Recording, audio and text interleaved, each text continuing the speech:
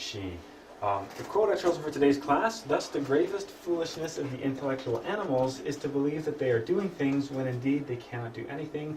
They are simple human marionettes moved by unknown forces." We talked a little bit about this last week. We know the unknown forces, the various egos, the various elements of our subconscious.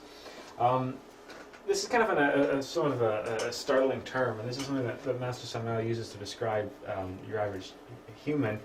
He refers to us as intellectual animals, the idea that the true human being is one that's fully spiritually developed. So until we reach that level, we're just simply, we are mammals. We're, hairy and we breathe and all that kind of stuff. We're composed of physical matter. So that's why he refers us to intellectual animals. The difference between humans and animals is we have the intellect, which of course gives us the free will and the various things that come along with that. And we'll be examining that concept a bit later on in the course itself. So what he's talking about with this particular quote is we like to think that we're in control, that we know what we're doing, where we're going, and all that kind of thing, when in the end we really don't have the willpower that we think we do. We really don't have the free will that we think we do.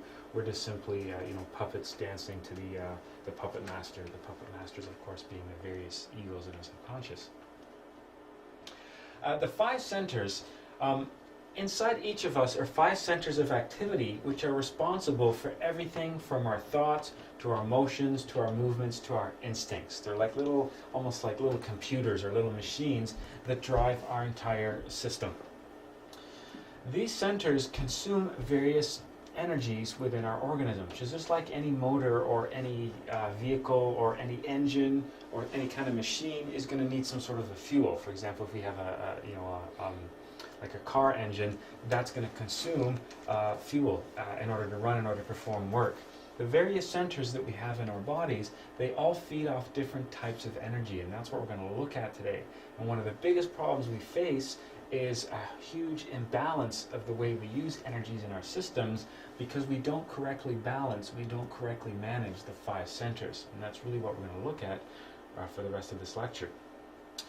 For example, we can think of basic types of energies that we understand. Our movements use calories. We know we have to eat food, and that food is digested, transformed into calories, which itself is a type of food energy. But we also have other energies in our body we really don't think too much about. For example, the intellectual energies, like the whole intellectual process and how it works and the field that it runs on.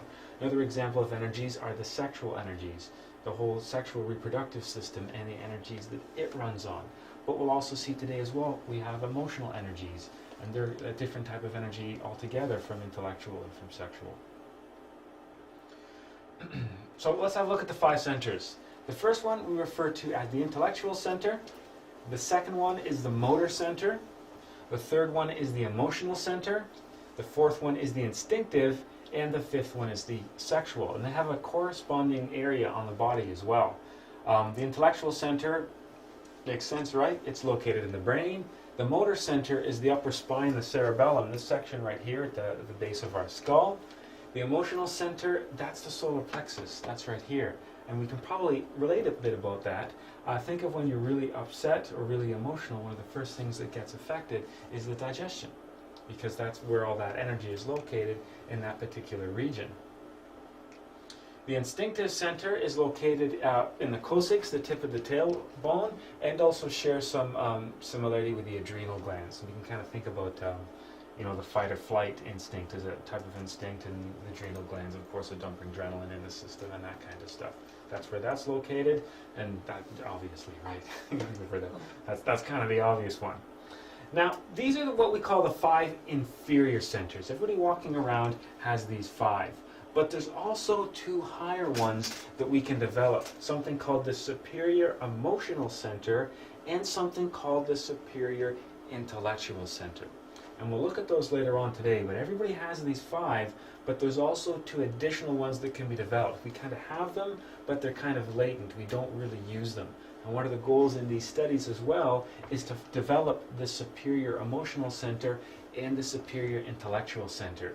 What we'll see today, the superior emotional center and the superior intellectual center, they're tools of the essence. They're tools of the consciousness, while these really become tools of the ego. So when we start eliminating ego and developing our higher self, developing our consciousness, then we start being able to access the superior emotional center and the superior intellectual center. We'll talk more about that as well. Now, the intellectual center, let's start looking at each of these in detail. The intellectual center comes as no surprise. This is the source of ideas, thoughts, all that kind of stuff. And the intellect itself, of course, is extremely useful. We use it all the time. It's needed for all the activities of the day, to communicate with other people, to plan, to do our work. We use the intellectual center all the time. It's a very necessary thing. When we have a thought, when we have an idea, if we're thinking of something, planning something, we're using the intellectual center. Okay, and that's something that we need for everything that we do in our course of day-to-day activities. Thoughts drive daily activities and the overall scheme of one's life. And we've been talking about the idea that we have about 30 to 40,000 thoughts a day. So the intellectual center is very busy. It's like an engine that's constantly revving really high, producing all kinds of thoughts and ideas and that kind of stuff. And it's those thoughts and ideas that do drive our daily activities and do drive the overall schemes of our life, what we're going to do, how we're going to do it, planning for the future, all that kind of stuff.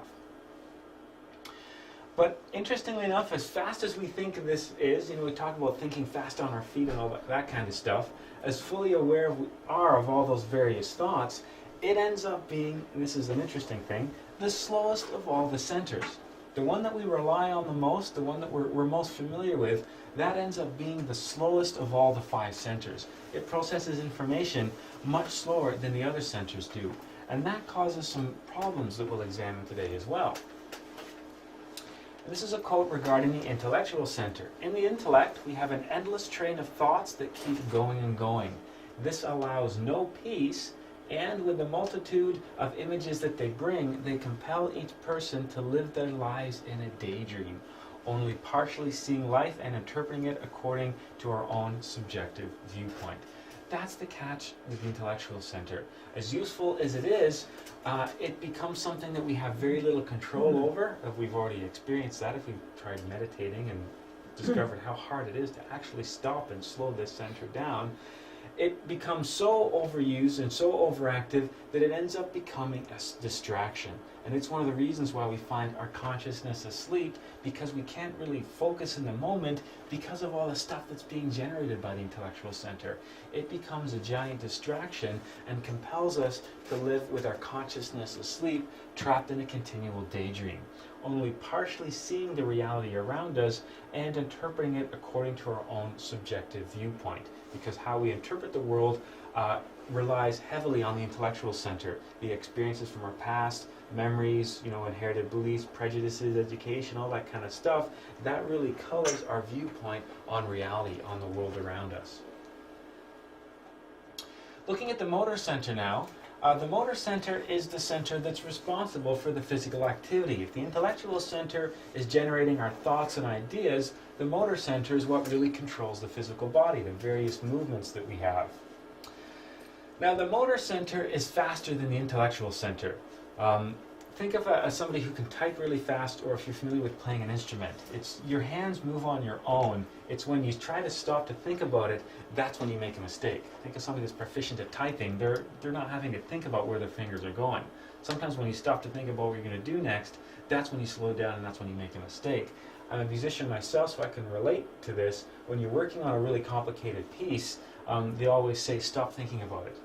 Start thinking about something else and let your hands do what they need to do. Because if you try to put the intellect in place to think what's the next step, because the intellectual center is slower than the emotional center, it slows the whole process down, and you're not able to be as dexterous as you would be if you just let the motor center do its thing. Part of the whole process of practicing is training the motor center. So you can think of any physical skill, any type of athletic ability, anything from playing an instrument, typing. Really what you're doing there when you're practicing is training the motor center, not so much the intellectual center. The motor center, curiously enough, is the source of our habits, which we must study through self-observation. When we talked about self-observation, we talked about being aware of the various things that are happening in our organism. Not just aware of our thoughts, but also aware of our emotions and aware of our actions. There's so many things that we do that we're not fully aware of. I think I talked before about the idea of, we've all done this, especially if you drive.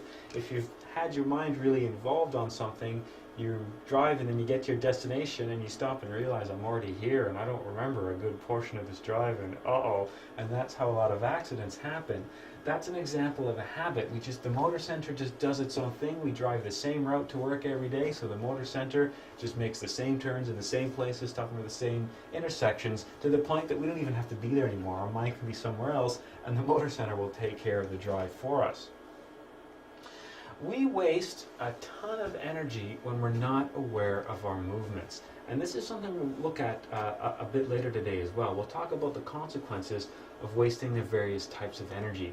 But we waste a lot of energy through the motor center. Just like that endless train of thoughts we get in the intellect, that wastes a lot of intellectual energy. It's like having a car going nowhere but idling constantly. There's no reason for that engine to be on all the time.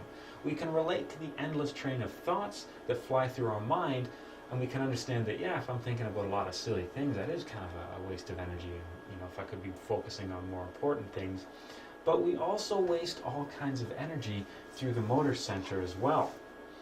Most of us aren't even aware of the habits which condition our lives. There's all kinds of different routines and habits that we have that are really a function of the motor center. Silly little things. Like every day when we get ready, we probably do the same routine in the morning. Go downstairs, put the coffee maker on, you go in the shower, you wash your body in the same way, you grab the soap in the same hand, and we have these routines that we do over and over again. Because so much of our life is routine and mechanical, that's one of the things that allows us to not have to focus in the present moment. We don't have to be aware in that shower because it's routine. We can be worrying about work, or we can be thinking about the weekend while we get ready in the morning. The motor center and this repetition, this mechanical routine that we have, that's one of the things that allows us to be asleep for most of the day. Same thing, think of the things that we do at work. Sometimes we go into robot mode, and it's not until something out of the ordinary happens that we realize that we're not really aware. If we're walking down the street and not paying attention, we could walk into somebody or trip on the sidewalk or walk into a telephone pole or something, and it's not until that happens that we realize we were oblivious to our surroundings. We were just trapped inside our own mind. So we have all kinds of different habits, different ways we waste energy with the motor center. We have to self-observe the way we act, the way we dress ourselves, the way we walk, and pay attention to some of these patterns. Rather than being in a car driving and not paying attention, we should try being in the car and actually observing what it is that we do. Instead of on our drive to work in the morning, wondering what's going to happen at work, or thinking about perhaps a meeting that we have, or a difficult situation or a problem in our life, what we should be doing is being in the car, observing where it is we are and what it is we're doing. If everybody was in a car practice self-observation, we'd have a lot less car accidents and a lot less injuries and fatalities on the road, because we all know when we're not paying attention, when we're not in the present moment with awareness in a vehicle, that's when we get into accidents. Okay, but we have to start being conscious of what it is we're thinking, what it is we're feeling, but also what it is that we're doing. When we get ready in the morning and have a shower, it's kind of a strange thing to say, but it's a really novel concept. We should actually be there having a shower. Not being at work, not being at the weekend, not being back in the summer, but be there in that shower, experiencing the present moment, developing that consciousness, that awareness that exists in the present moment, not lost in a routine while we daydream and worry and plan and all that kind of stuff. We have to start thinking about not allowing our life to continue to unfold mechanically. The problem is we find ourselves like trains going over the same tracks again and again and again. If we really want to seek a change in our life, a positive change, then we have to break some of the routines that we have. Not only the intellectual routines, not only the emotional routines, but also the motor routines as well. We really have to look at the whole process of being human as, and this is not a pleasant thing to say, but we are very mechanical. Our thoughts are mechanical. We have the same thoughts at the same points in response to the same circumstances. Our emotions in many situations are mechanical. If I insult you, you get offended. If I compliment you, you're happy. It's an example of a mechanical reaction. It's not just emotions and the thoughts that become mechanical, it's also our physical activities. Think of everything that we do from we get up until we go to bed. In some cases, it's just one giant routine after another. We're like a train going around and around on the same set of tracks. We should try to observe our movements when we become excited and notice how they differ from when we become depressed, when we become angry, fearful, that kind of stuff. What we'll eventually discover when we start working with self-observation is that these thoughts that we have are related to the emotions that we have and are related to the actions that we have. It's like a package. For example, let's say when we're worried about something or nervous, biting our nails or wringing our hands or tapping our fingers or drumming our feet, that's a package. Okay? These are all things that are related to a state like being depressed, fearful, or angry. When we're really happy, there's something that we do physically. There's sets of thoughts that we have, there's sets of emotions that we experience, but there's also actions that we do. And it's funny, we not only have these, thoughts and feelings that define our personality, we have actions as well. You can spend a little bit of time with people and you can get to kind of see the different actions that define who they are. Whether it's the way they sit, whether it's the way they hold their hands, whether it's, little things like what you're doing right there. There's all these things that are, we're not saying that they're bad, they're just saying that there's patterns. There are patterns that are related to our thoughts and they're related to our emotions. So not only do we react to life with various thoughts and various emotions, we also react with various actions as well. And when we go back and look at those actions, what we'll discover, and we'll look at this later on today when we talk more about the energies, that's wasting various energies as well. Sitting there nervously tapping your fingers or drumming your hands, that's using energies. And energies that are then feeding into the thoughts, that are keeping the thoughts racing, that are keeping emotions racing. It's all tied together. So looking at the emotional center now, the emotional center is an interesting one because it receives impressions from the exterior world. The emotional center is located in the area of the solar plexus, right where our belly button is. And just like when we were in our mother's womb, we received everything through our umbilical cord. We received all our food, our nourishment, everything came through our umbilical cord. Well, when we leave the room, leave the womb, and the umbilical cord is physically severed, at a different level, that's still the receptive area of our body. It's very sensitive to the exterior world. We've all probably been in situations before where you walked into an environment and just know that something's wrong. You just know you don't want to be there, you just know it's not a right place. In many cases, that relates to the emotional center. Okay, people that can receive impressions, people that are psychic, are usually working with an overly developed emotional center. They're able to gather a lot of information. It's almost like an antenna. It's almost like our receiver that picks up all kinds of information about the exterior world. If you've ever been somewhere that's been really unpleasant, a place that has just been not a very pleasant place, or there's been people there that have been very negative, it's not unusual for the digestive system to be upset either because of the activity that comes through that center. This is another way that we waste a ton of energy. As humans, we find ourselves being addicted to emotional energies. Okay, we have these thoughts that run in every day, and the thousands of thoughts a second. We have all these different actions we use to waste energy. But the emotional center, we waste energy through all kinds of different activities. For example, movies. As we're watching a movie, as we're enjoying that movie and getting caught up in that action, that drama, we're using emotional energy. Okay, watching television, going to see sports events, going to music concerts, these are all things that allow us to use the energy of the emotional center. And it's almost like if we spend a lot of time, people that get really angry at sports events and get caught up in the drama and yelling and screaming, they're using that emotional energy. People that sit around watching movies, identifying with the actors and crying along with them, they're using emotional energy. And what we're doing while we're using that energy, thinking back to last week, is the problem here is we're feeding the various egos. So if we like, watching a lot of horror movies and violent movies, and we're watching all those scenes of revenge and all that kind of stuff, you're basically feeding the various egos that are associated with that. Just like people that get involved in, boxing and hockey because they want to watch the fights and the violence. That's because those egos that are in them are feeding off of that various emotional energies. Okay, so we can think of activities like movies, TV, watching sports. The reason why they're so popular in our society is they artificially stimulate the emotional center. Okay, so it causes us to experience a lot of emotions, just like watching a movie and crying at the movie. Well, why would you cry over a movie? It's not real. They're actors. Of course, we all know this, yet we still want to experience that. Just like people that watch horror movies. Why would you be afraid? It's on a television screen. It's not even real, all that kind of stuff. But why is the fear still there? It's because those egos want to feed off that energy. We like doing these activities because they artificially stimulate the center, which allows those egos to feed. Just like with the intellectual center, sometimes worrying is a product of the intellectual center. When we find ourselves worrying about things and we start ruminating and we get those thoughts, get caught in that vicious circle of worry, what we're doing while we're in that is we're feeding various egos associated with that whole process. Emotions have enormous power over us, and in many cases emotions can override thought.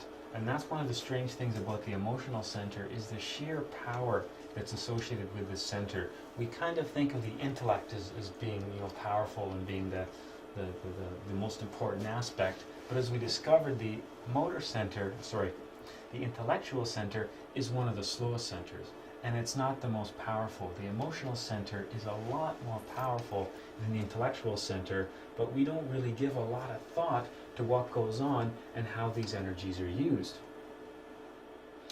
We've all experienced this before. Anger is an emotion.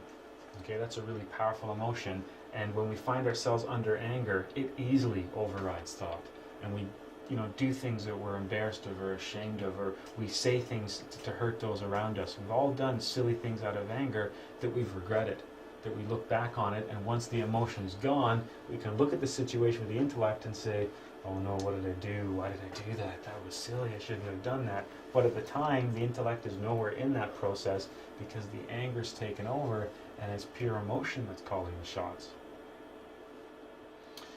Thoughts come and go, but emotions can last much longer. That's why when we start looking at negative emotions like depression, once that sits down, that's like a really big elephant that walks in the room and sits down, and there's no way you're going to move that one easily. Where thoughts can be seen as little butterflies or hummingbirds that just zip around all over the place.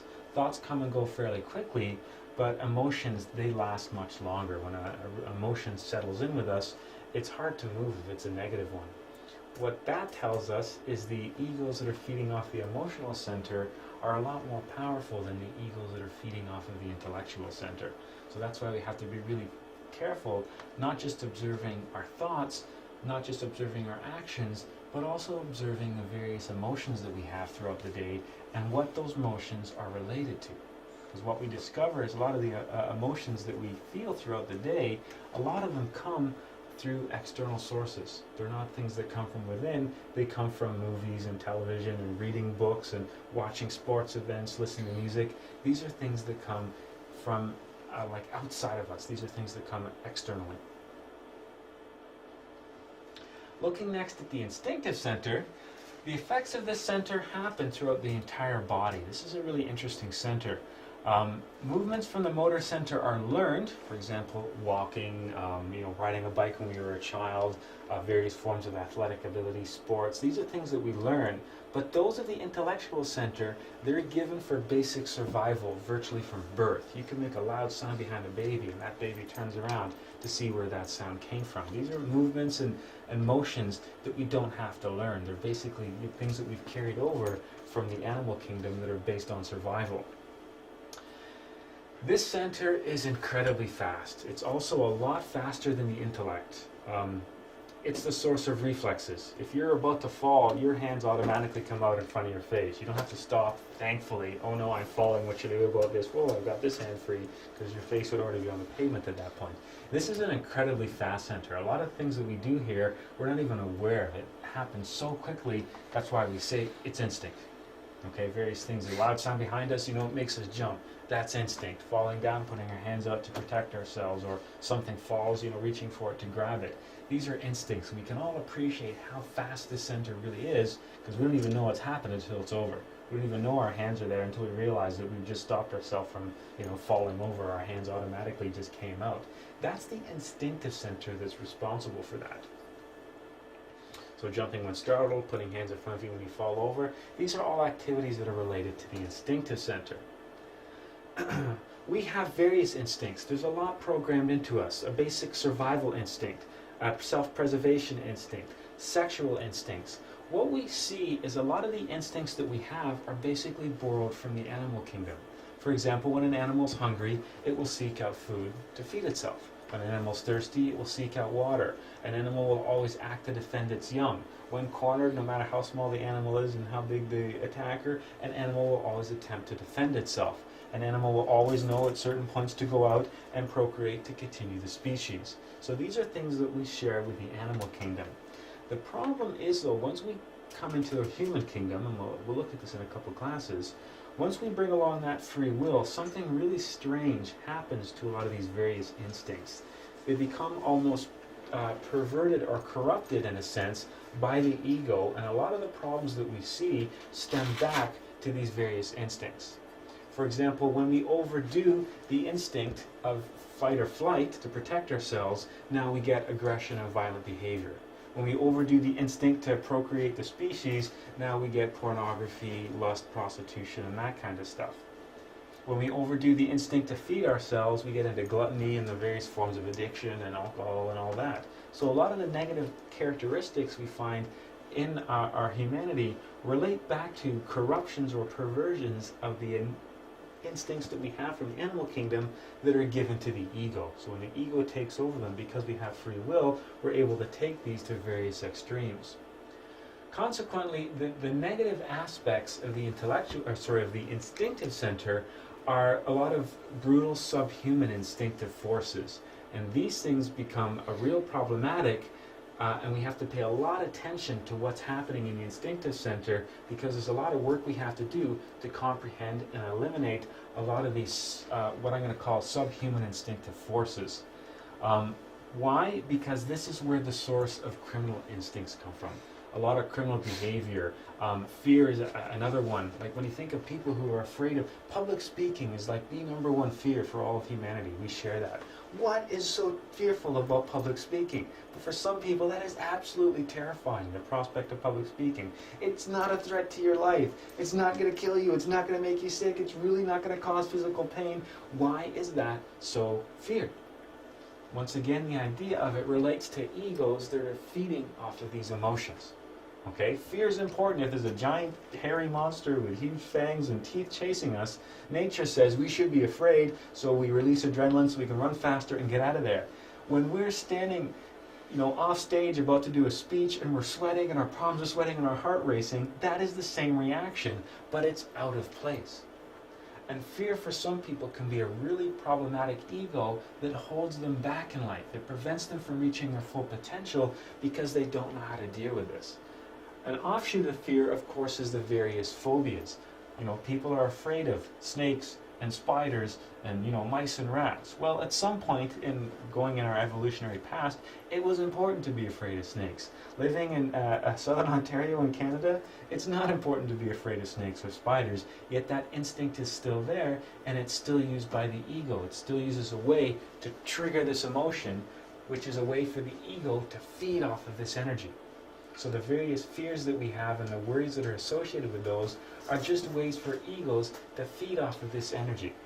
Because each of these centers can be thought of as little computers or little machines or little engines that drive our body.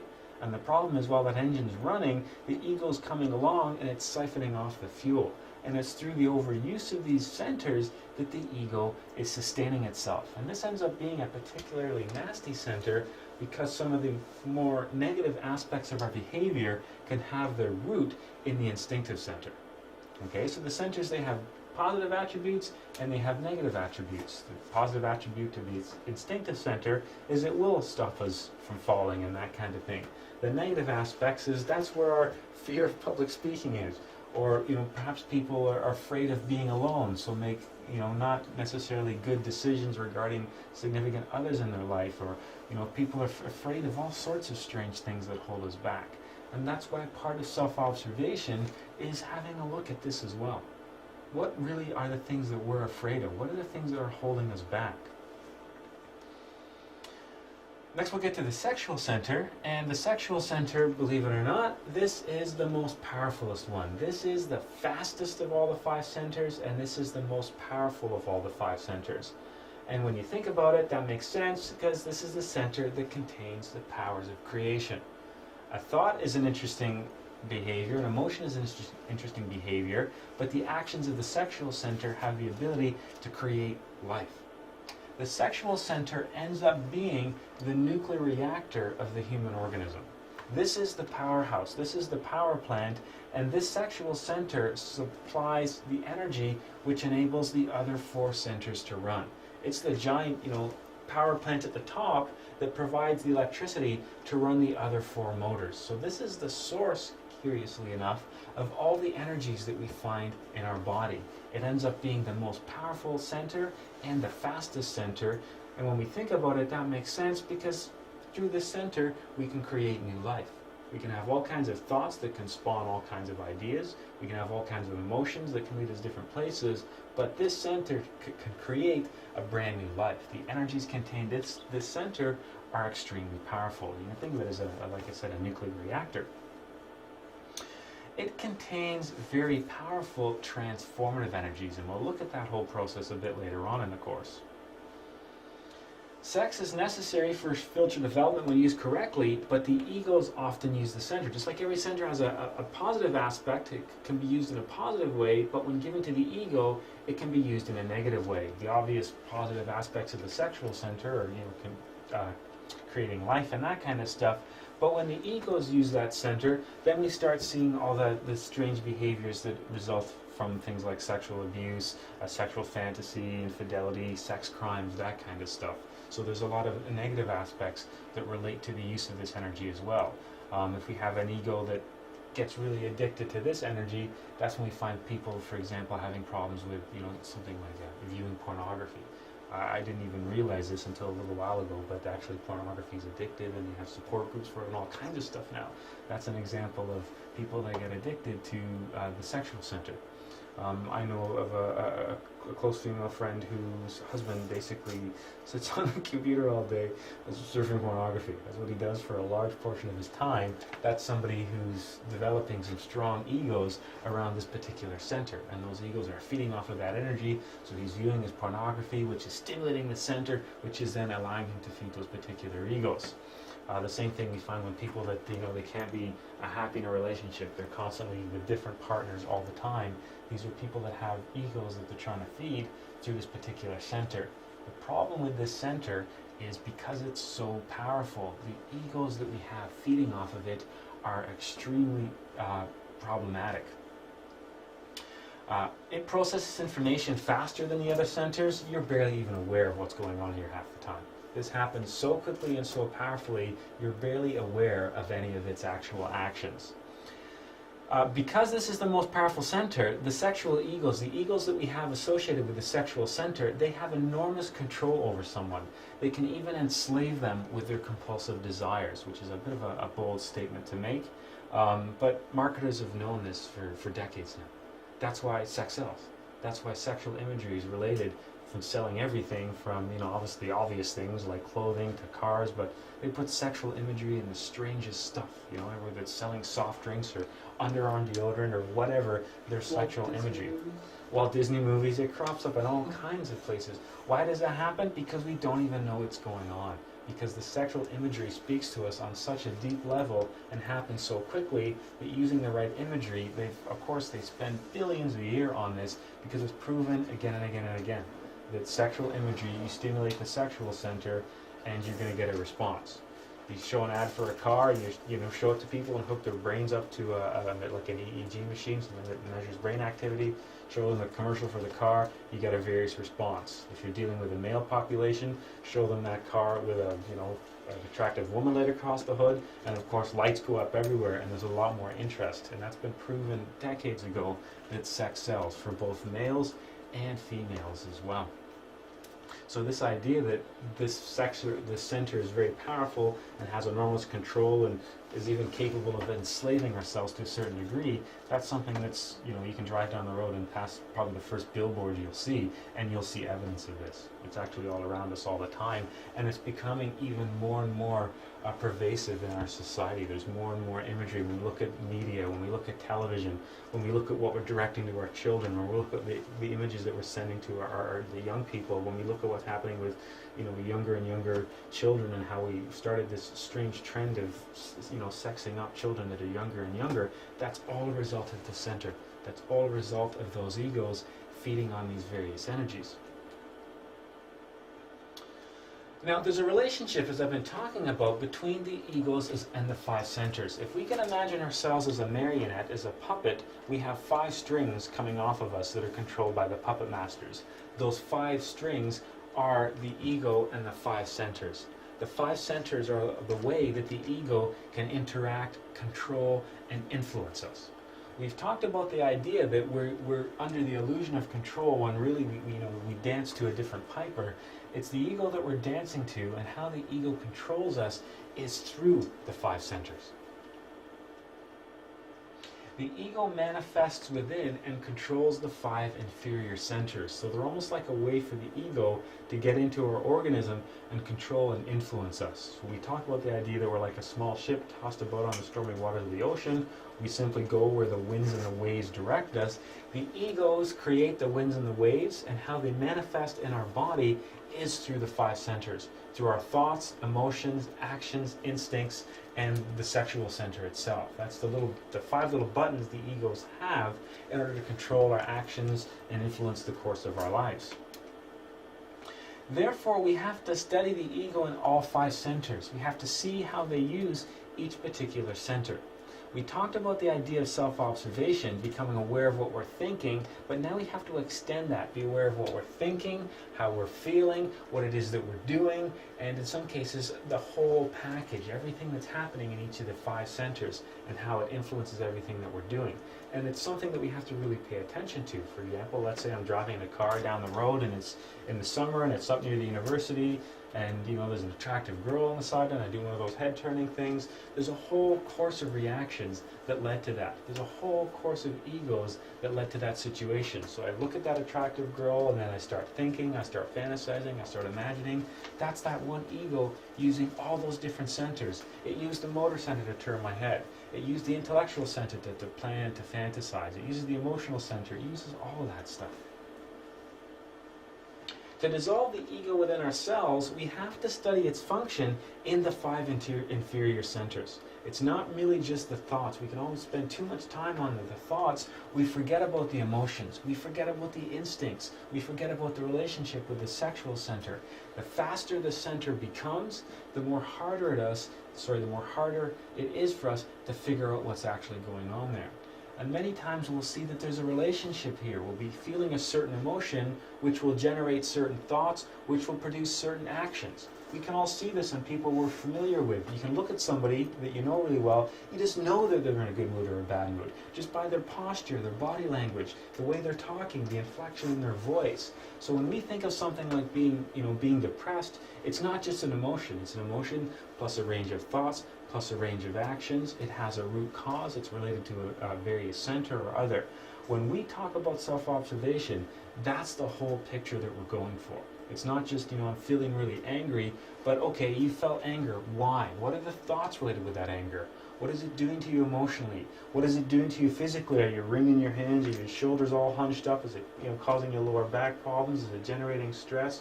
We have to be aware of what's happening in all the 5 centers, because the 5 centers are the way that the ego interacts with our physical body. So when we have an emotion or a thought, or we're in a various situation, we have to check into all 5 of these centers to see what's going on there. Each center, as we'll discover through our own observation, has a complicated set of actions and reactions, and it changes depending on the individual person. We'll all have our own different way of responding to fear.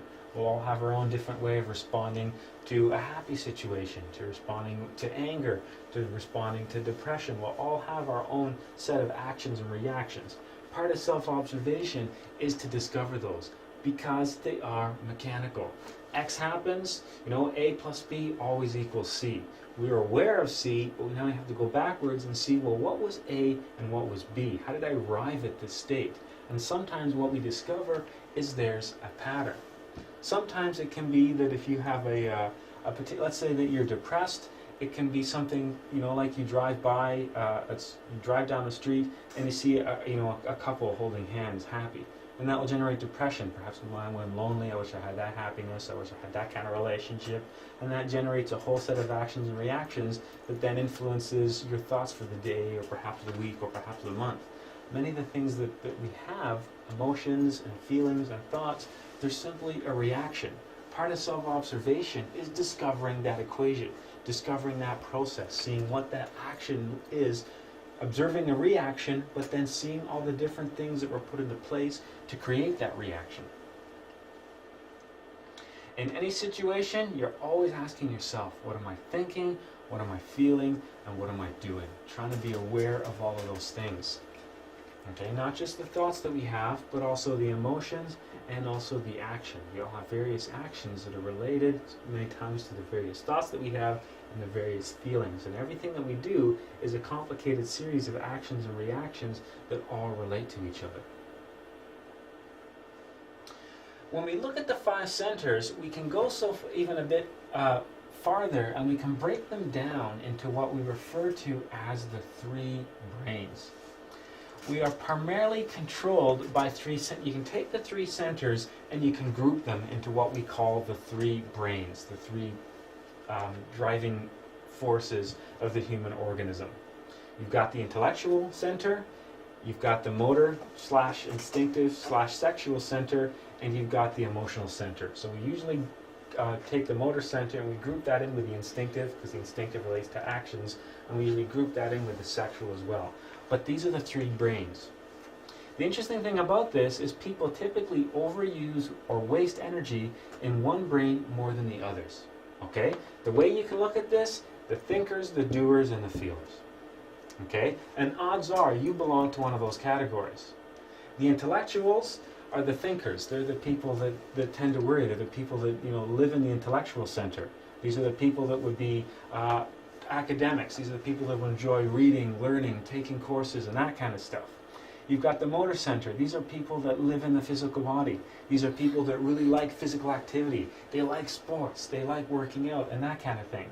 And then you've got the emotional people. These tend to be, now granted these are a little bit stereotypical sometimes, these are your artists. These are your feelers. These are people that would enjoy watching a good movie, would enjoy music, would enjoy going out to an art gallery. The thinkers, the doers, and the feelers.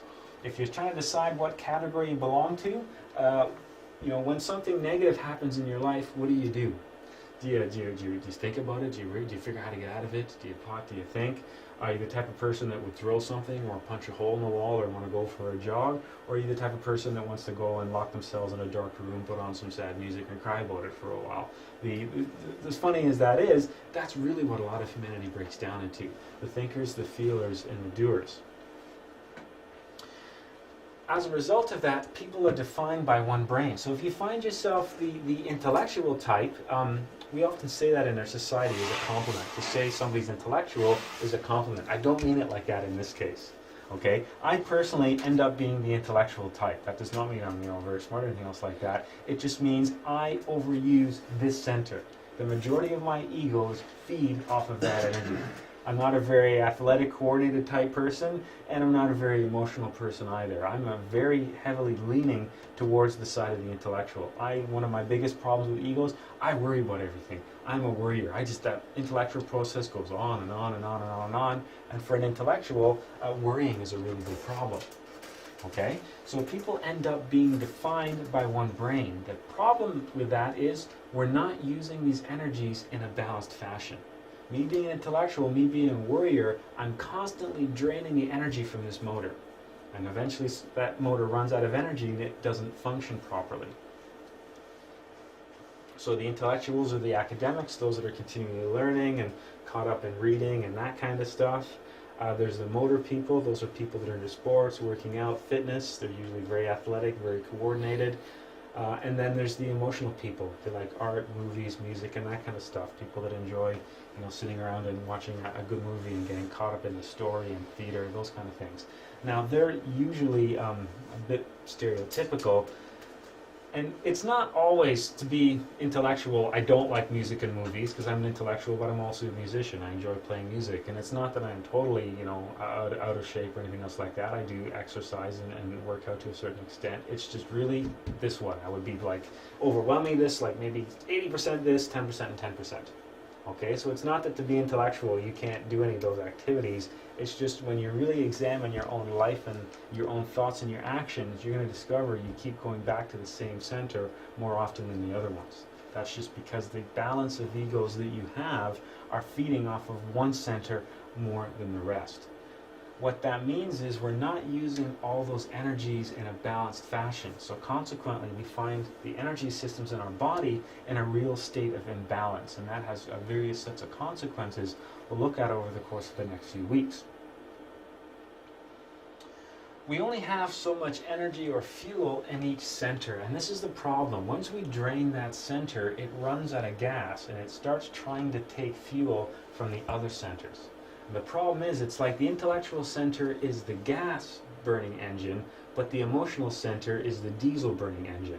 And what happens is when we run out of gas, we try to put diesel fuel in the regular gas burning engine. And if you tried that with your car, you'd have all kinds of engine problems. It's the same thing in a human. When we run out of the intellectual energy, we start taking energy from other centers, which creates a real imbalance. Next thing you know, you've got sexual energies in the intellectual center and emotional, and it's all mixed up and it's all over the place. That process can go so far as producing physical death. If we keep overusing one center and waste all the energy contained there, one of the implications of that is an earlier death dying earlier than we needed to die. There's all kinds of physical consequences as a result from overusing the three centers or the three brains. To live correctly, we have to balance the energy between all centers. We have to equally use the emotional, the intellectual, and the motor centers. We have to balance the way that we use those energies. In order to balance the way we use the energies, we then have to eliminate that which creates the imbalance in the first place. That which created the imbalance was, of course, the ego. The intellectual center with the constant worrying and plotting and planning, those are the egos which are feeding off the intellectual energies. While we still carry those egos, we're always going to be overstimulating the intellectual center. When we learn to eliminate those egos, then we can not use the intellectual center so much and start to live in a more of a balanced fashion, making sure those internal energies are all in the right place and to make sure we're using them in a balanced fashion. Conservation and wise use of energy prolongs life. Many ancient schools knew this. We've all heard the stories about the Tibetan monks that lived to be 200 years old and that kind of stuff. One of their secrets for doing this was they were aware of this process. They knew how to properly maintain those centers. The concept of elimination of the ego was something that they knew and something that they worked with. While they tried to eliminate the ego, they were able to work with balancing the energies and preventing a lot of the physical and negative aspects that come from the imbalance of the energies, from not using the energies properly. We have to study ourselves. Part of this process of noscite ipsum, know thyself, we have to study ourselves to see which centers we are over or underusing. Part of doing that is observing the various egos interacting in our physical organism. And where do we find those egos feeding? We find ourselves under a lot of egos that use the emotional center, or are we under the influence of a lot of egos that use the intellectual center, or the motor center? That's something that we have to uncover during that process of self-observation. Examples of consequences of overusing our centers. So let's say we look at somebody that overuses the intellectual center. Well, what we find is, as we get older, we find a lot of mental problems associated with that. Things like Alzheimer's and dementia and stuff like that. That's what happens when we've literally blown the motor of the intellectual center. When we've been overusing the intellectual center for our entire life, that's like overusing a car engine. Eventually the engine wears down faster, and we see all kinds of different mental problems associated with the overuse of the intellectual center. Overusing the motor center, that's actually something that we're familiar with. We can all kind of relate to this one. When we overuse the motor center, that's when we start getting into physical ailments, various forms of paralysis, joint troubles, all kinds of stuff. And that's typical of people that, do lead an overly active life. People that, do spend a lot of time doing things like weightlifting or, long distance running or biking. If they're not careful, over time they end up causing all kinds of damage to the joints. This one kind of makes sense, we can relate to. But just like, the same process that's happening here by wearing down those physical joints, well, we can wear ourselves down mentally as well. Emotional, overusing the emotional center, that's a common symptom of overusing the emotional center. Various forms of depression are a result of just constantly depleting the energies in the emotional center, constantly feeding those egos, and the end result when we're drained emotionally, depression is a huge problem there, and that's something that we can see becoming, they're referring to it as the new epidemic in our society is depression, and that the prescription of drugs for treating depression, because there's a lot of this going on with television and with music and sports events and all that kind of stuff. We become very addicted as a culture to the emotional energies. When we look at all these centers, the emotional center is the hardest one to control. The motor center is pretty easy to control. You just don't do anything. So if you find yourself in a situation where you're constantly overusing the motor center, that's easy. Pick up a different hobby. That's kind of something you can relate to. The intellectual center, that's harder to control, but it is possible. Part of the process of meditation and learning how to meditate is all about controlling the center. It's difficult at first, but with practice, we can control the intellectual center. We can turn it off. Just like we could, control the motor center by sitting down on the couch, we can control the intellectual center through meditation. That's the whole process of meditation. There's a good chunk of that devoted to controlling the intellectual center. The emotional one, that's difficult. It's not simply as easy as, blanking your mind and remaining motionless. The emotional center is a bit harder to control. Okay? The motor is easy to control, intellectual is harder, but can be dominated with meditation as an example. But the emotional center is a bit more difficult to control. Okay, I have a question. Yes. The emotional center, I thought the ancestor of every emotion was a thought. The ancestor of every emotion was a thought. Not necessarily. Not necessarily? No. When you start looking at how the different egos interact, they can be, in some cases they are related, as we'll see, and if you get observing yourself, sometimes the thought comes first, followed by the emotion, followed by the action. Sometimes the emotion comes first, followed by the thought, followed by the action. Sometimes they're all tied together. But there's different egos that are associated with each of those centers. Okay. But we'll see later on, oftentimes the egos in some situations can actually work together to create all kinds of various effects.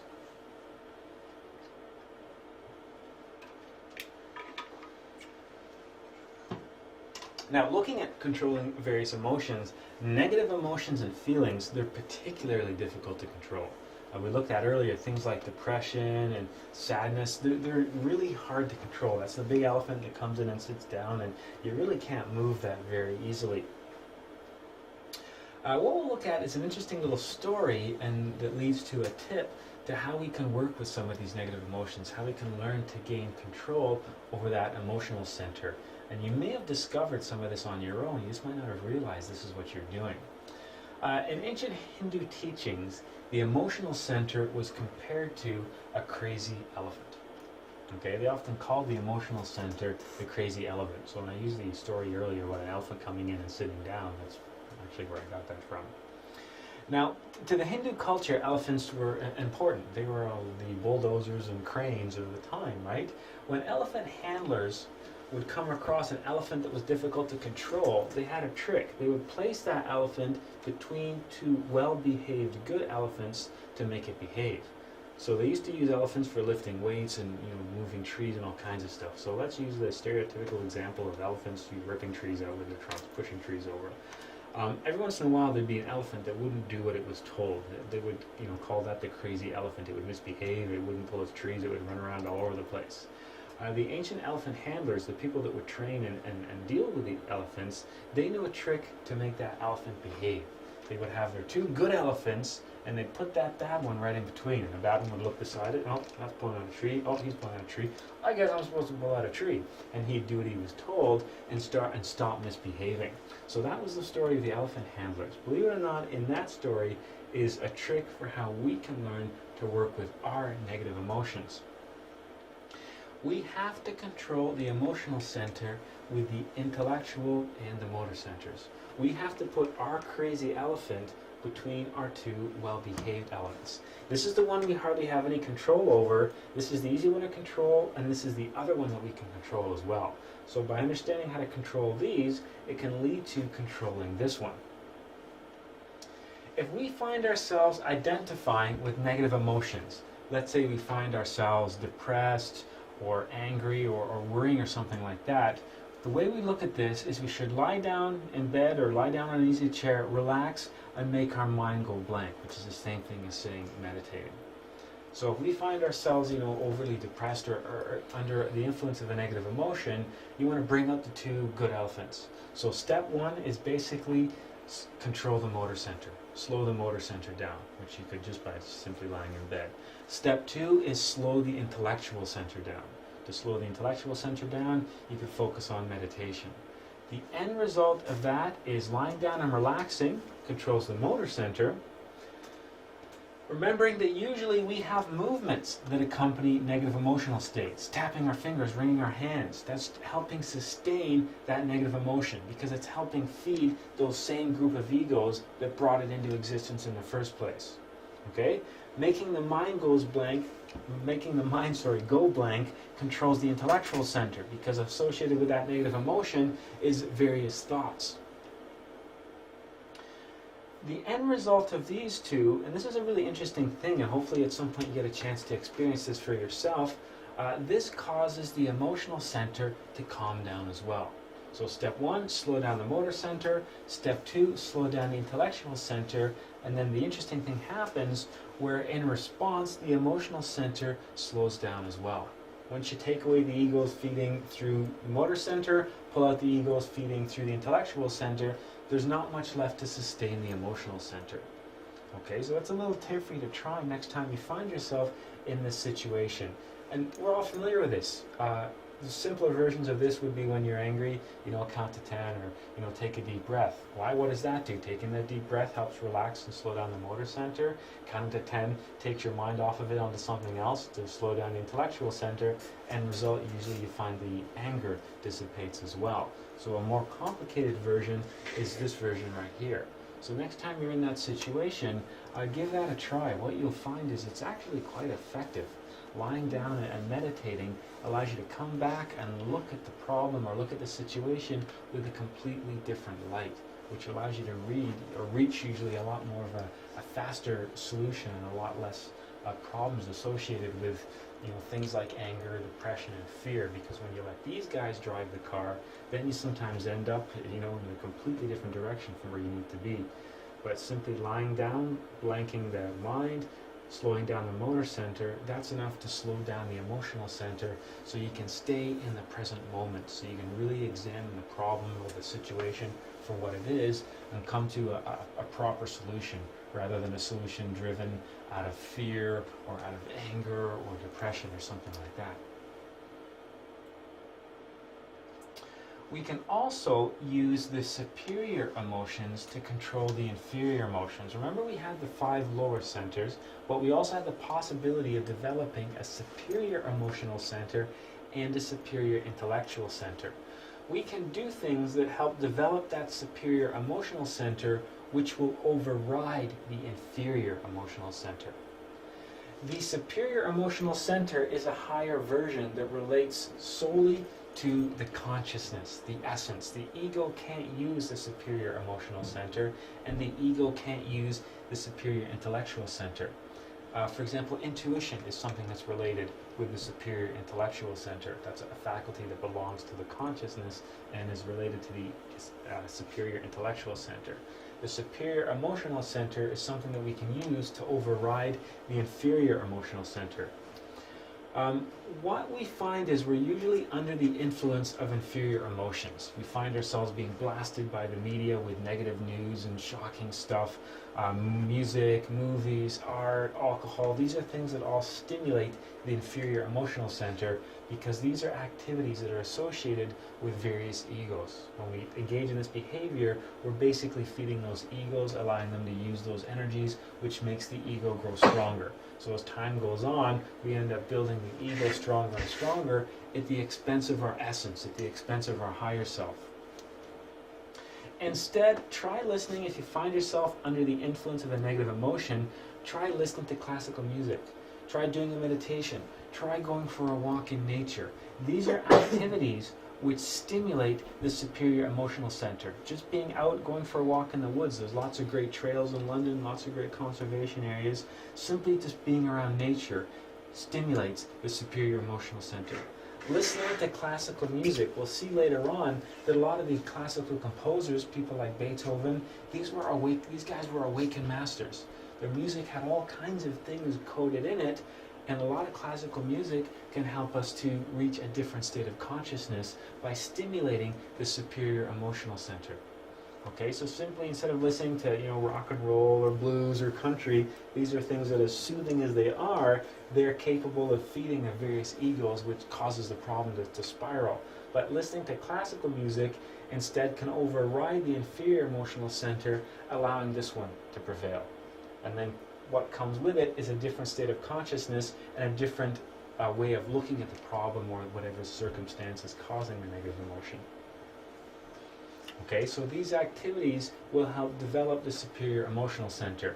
And that's why one of the things they talk about now for children is actually playing children classical music. They've noted that it helps them learn and helps children that have attention deficit and hyperactivity disorders. And they've discovered that classical music does all these wonderful things, but no one really understands why. They've just done all kinds of studies and they've noted some correlations there.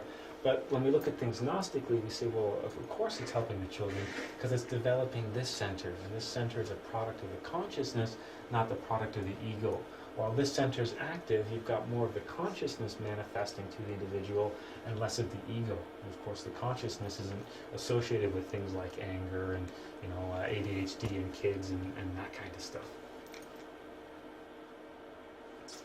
One of the goals that we have on this path is to gain control over the three brains and stop wasting the various types of energy. For an intellectual, we find ourselves constantly worrying and planning, which is wasting the intellectual energy, as an example. Remembering it is the egos which waste our energy. The nasty thing about the egos, and this is a little bit of a difficult thing to think about, they're almost like parasites. The egos are literally feeding off that energy. When you react to something with anger, that's the ego that's appearing in your physical body.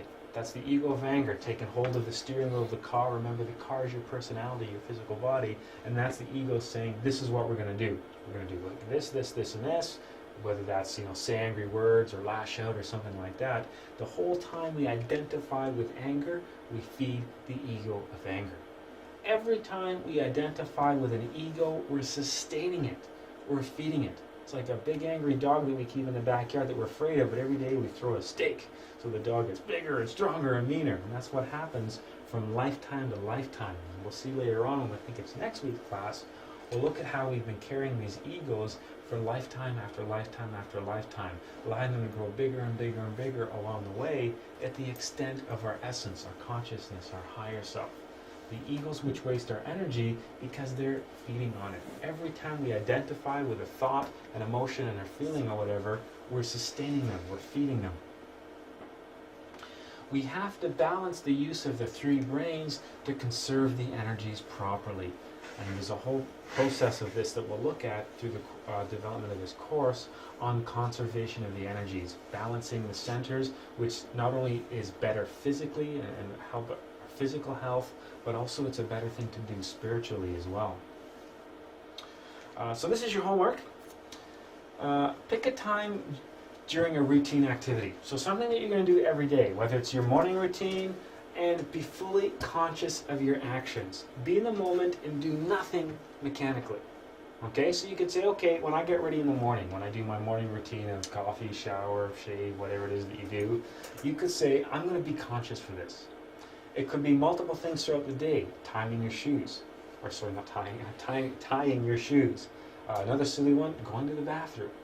Okay, washing the dishes. If you're washing the dishes consciously, and as silly as this sounds, I mean I am picking up the plate, I'm putting it in the sink, I'm washing it, I'm rinsing it, I put it in the rack, I'm going to get another one. It seems like a silly thing to do, but that's better than, oh, what am I going to do at work tomorrow? I'm really not looking forward to this weekend. Going through everything in a routine. Okay, a really good one, which I wish everyone would do, is how about driving to and from work? Maybe that's your assignment. When I'm in the vehicle, when I'm sitting behind the car, I am conscious. I'm in the present moment. I'm not identifying with a thought. I'm not thinking about the past. I'm not going into my memories. I'm not worrying about the future. I am here in the now, living in the now, the eternal instant, being aware that I am in the car, being aware of the car, being aware of everything around you, being aware of what's in your mirrors. That's a great activity to practice being conscious, to not being a robot. And it's a strange thing to say. We don't want to think of ourselves as robots, but so much of our day is routine. There's so many aspects of our life that are mechanical.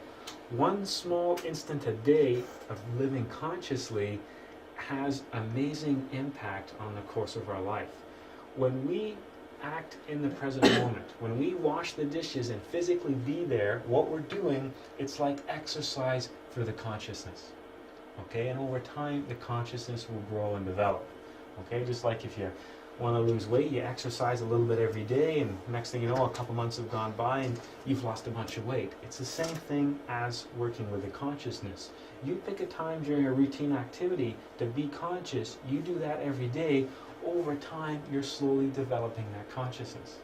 And what you discover is you spend less time identifying with egos. When you have things like anger and other emotions trying to manifest, you have more control over that. You don't identify with the ego as easily. You're able to stay in that present moment. So that's your homework for the next week. Something you're going to do every day. It doesn't have to be very long. Something like driving to work, something like getting ready in the morning, something like doing the dishes or tying your shoes, something you're going to do at regular points, and that activity for you is going to be a trigger. It's going to be, I'm going to be conscious in this moment. I'm not going to identify with the thoughts that show in my mind. I'm not going to identify with the images projected on the screen of my mind. I'm not going to identify with those emotions. I'm going to be here in the now doing exactly what I'm supposed to be doing. And if you develop that practice enough, it leads to all kinds of different revelations. One of the first things you notice when you try to be conscious is how much of a force the ego is. It attempts to distract you more and more in crazier different ways. And that really allows you to understand a bit more about the ego. So once a day, routine activity. If everyone did this for driving, I think everyone would pay like hardly any insurance every month, and the roads would be a much safer place. But unfortunately, that's not going to happen. But driving's a good one. Getting ready in the morning. If there's something you do at work at a certain time every day, a routine activity at work, you could do that as well, especially if you're working around heavy machinery or something like that. That'd be a great time too to be conscious in the present moment, because there's a less chance of accidents or anything else like that. Any questions about that? Yeah, as far as your washing dishes are concerned, to me that is tremendously boring, and that you turn your mind off simply because you don't want to be looking at Yeah. that kind of stuff. Yeah. And you try to think of something more pleasant, capacitive. So what are you doing wrong there? Why am I having to do something crappy, really, when I could think of something pleasant and make the time go more pleasant? Well, we do that with all kinds of aspects of our lives, right? Yeah. Where there's an activity we don't want to do, and we'll spend our time somewhere else. When you're doing that, when I don't want to wash the dishes, this is a boring, crappy thing. I got to think about the summer and the good time I had in the summer because that's more pleasant. Well, now you've gone back in the past. Now the egos and those memories are taking you back, and you're living those experiences, and your consciousness, which is in that present moment, you've forgotten all about that. But if you can stay there and be in that room and wash those dishes, that's working with the consciousness. And the stronger we develop the consciousness, the more we're going to be aware of the various egos. So simply washing the dishes, it seems like a silly thing to do, but after weeks of doing that, we've made the consciousness a little bit stronger. So next time we find ourselves under the influence of anger, rather than simply giving into that anger and saying something bad or lashing out, suddenly we go, wait a second, why am I angry? I don't need to be angry. This doesn't matter. I shouldn't react like this. There was a split second there that allowed you to reconsider that. That was the consciousness being able to speak. So when you have an activity like that, is that, I don't know if this dovetails correctly or not, but is that why some people who try to multitask have so much trouble? Yeah. Yeah, we like to think of ourselves as effective multitaskers, Yeah. but it's scientific fact that we're really, really bad at it. We like to think of ourselves, and the world does demand it, and more businesses are demanding it of their employees, and they've done a lot of studies to discover that humans are really bad multitaskers. The more you ask us to multitask, it's the jack of all trades, master of none is one of those analogies.